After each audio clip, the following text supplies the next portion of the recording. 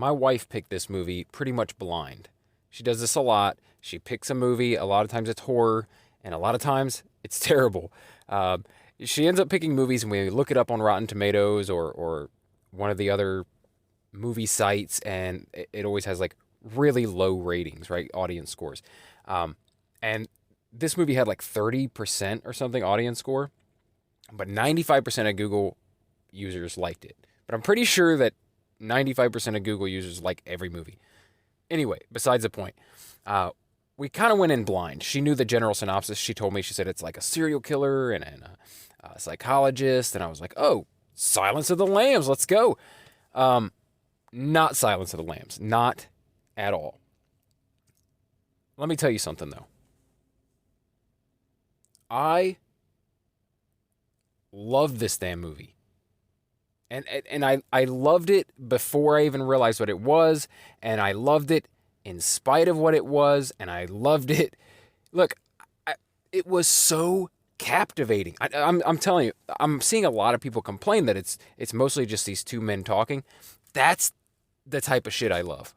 I love dialogue-driven stuff. I love Tarantino flicks. I just love things where there's like conversation and there's like a flow to it. You know, I feel like there's an art to conversation. That's why I love listening to podcasts and long form videos and seminars and audiobooks, and I love that sort of thing. But you know, a great conversation between two people is like enthralling to me. And that's what this movie was. 90% of the film takes place in a meeting room where a psychiatrist or a psychologist is interviewing a death row prisoner, played by Sean Patrick Flanery of Boondock Saints and Powder fame. Listen, not all of the acting in this film is fantastic, okay? The warden does not do a very good job. The guy who plays James, one of the main characters, he's not great, but he's also not terrible. Like it almost works for his character, the way that he acts. Sean Patrick Flanery is a fucking gem in this movie. He captivated me. And some people are saying he was boring in it. Listen, man, I was into this from the beginning to the end. And that ending, woo! There's something about people on death row. There's something about, putting people to death, the death penalty, in any form, whether it's lethal injection or hanging or disembowelment or the electric chair, whatever it might be. There's something horrifying, fascinating, and like really eerie to me. Like it's one of the hardest things for me to watch and one of the most interesting things for me to watch. I've seen this in a lot of movies, and like I said, it doesn't matter what it is. It doesn't matter if it's The Green Mile. It doesn't matter if it's Terminator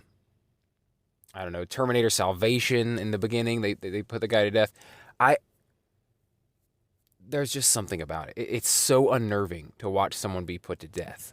And when it's done right, when it's done well in a film, it's gut-wrenching. And that's exactly what is in this film. Okay, so let's get to it. Let's just get into this. This film, and I did not know this going in, as I said, I did not realize it until maybe about halfway through when I realized, like, I think there might be a little bit of a message here. There might be a little bit of a message. It's clearly leaning into theology a lot. There's a lot of talk of good and evil. They don't actually say Jesus a single time, but it is a Christian-made horror / psychological thriller. But it's like, I almost hesitate to tell people that because it didn't matter to me. Like, no, I haven't been a fan of most of the like Christian-made films. This is made by the same people who made God's Not Dead. I had no interest in seeing that film. I have no interest in seeing a lot of these films that are like, with like a strong theological or Christian or any religious message or overtones. not really into that sort of film. However, I feel like this film stands alone. It's all by itself. Yes, there is some, I guess you could say messaging. It's not even necessarily messaging. If you enjoyed movies like The Exorcist or anything, Evil Dead, anything that deals with good and evil or mentions Satan, then you really shouldn't have a problem with this film. Horror movies have been diving into theology and having theological based storylines since the beginning of horror movies. So, I don't know, did not bother me in the slightest because it was so captivating, man, just to watch these two spar. It wasn't even a sparring session, though. It was like Sean Patrick Flanery just like exploding on this guy. And it was so good. Like the dialogue for me was incredible. From him, at least. From Sean Patrick Flanery. From that character. The character that plays the supposed demon in the film. I can't say enough about it because, like I said, it surprised me that it was a Christian film. I didn't know until there was a cameo by Glenn Beck at the end. Then I was like, oh, okay, for sure this is like a religion, has a religious overtones, or it's a film made by the people who make, Christian films. But like I said, you wouldn't expect an R-rated, very dark, violent, psychological thriller from a bunch of Christian filmmakers. So, like I said, I hesitate to tell you this, but the thing is you're going to go look it up, and then it's going to turn you off, and you're not going to go see the film. Because I'm so glad that I didn't know, because I probably wouldn't have seen it. I'll be honest with you. I probably wouldn't have seen it. But I'm so glad that I did. Dude, I can't say enough about it. It's one of my favorite films that I've seen this year. It's, for me, one of the best theater experiences I've had in a long time. And it wasn't because it was full of action. It wasn't because of any big things that happens in the film. It boils down to just this riveting conversation that takes place through 90% of this film. Anyway, listen, it didn't make much at the box office. Everyone is shitting on it because it was kind of a creeper, right? Like, people didn't know that it was this... they didn't make a big deal out of it being a Christian-made film. And so a lot of people feel like they got duped or tricked into watching it. And a lot of people are shitting on it. A lot of people are saying it's just Christian propaganda, blah, blah, blah. Look, man, it's a horror movie. It's a psychological thriller about good and evil. I don't know why that's so controversial.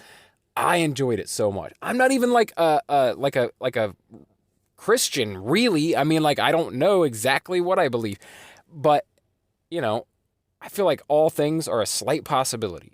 And that's why this movie works, I think, so well, is because it's you don't know what you don't know, and so if you can just go along with what's happening, you don't have to believe anything. That's the whole point of the movie, really, is that one guy's an atheist, the other was claiming to be a demon, right? And this psychologist has to determine whether or not this man is insane, because if he's insane, he is not fit to be put to death. But if he's perfectly legally sane, they can put him to death at the end of that day. And that's what the whole thing is about. But this guy, man, he just works the hell out of this. This inmate, this mass murderer, works the hell out of this psychologist. And it was some of the most amazing dialogue I've seen in a really long time. Like I said, I'm a big Tarantino guy. I'm a big conversation guy. I'm a big dialogue guy. And it did it for me. Some people said the dialogue wasn't great in it. I vehemently disagree with that. I think it was so good. Anyway, I've blathered on enough about this film. Please see it. Like I said, people aren't seeing it because everyone's review bombing it, saying it's Christian propaganda. Look, dude, I'm not even a Christian. I don't go to church. I don't regularly read the Bible. And I don't watch most of these Christian themed or religious based films. it wasn't that for me. It wasn't. I get why it's controversial. There's some things in it, some things that are said that are hot button issues. But I loved it even more for that. It went there. It didn't give a fuck about sensibilities. It just went hard. And yeah, just watch it for yourself. I don't want to tell you any more about it. Just check it out. It may not be for you. You may not be a dialogue person like me. But if you give it a chance, I think you're going to enjoy it. If you don't go in thinking like, oh, this is going to be a stupid Christian film, I think you're really going to enjoy it. Anyway, those of you who did watch it, let me know what you thought in the comments below, or if you're listening in podcast form, you can reach out at Real Brett Scott on Instagram, Twitter, TikTok, pretty much everywhere. And yeah, and those of you who haven't seen it, go see it. Come back and tell me what you thought of it. You know, is the hype real? Am I full of shit? Let me know. If you like videos like this where I talk about entertainment, pop culture, that sort of thing, then please subscribe for more. That's what I do here, and I try to do it daily. Hasn't been daily as much lately, but I try to do it as often as possible, and I eventually will get back to daily videos. But if you enjoyed this, please give it a thumbs up. And as I said, please subscribe for more if you want to hear more from me. Thank you for listening. And if you do decide to subscribe and stick around, then I'll talk to you again tomorrow. Thanks.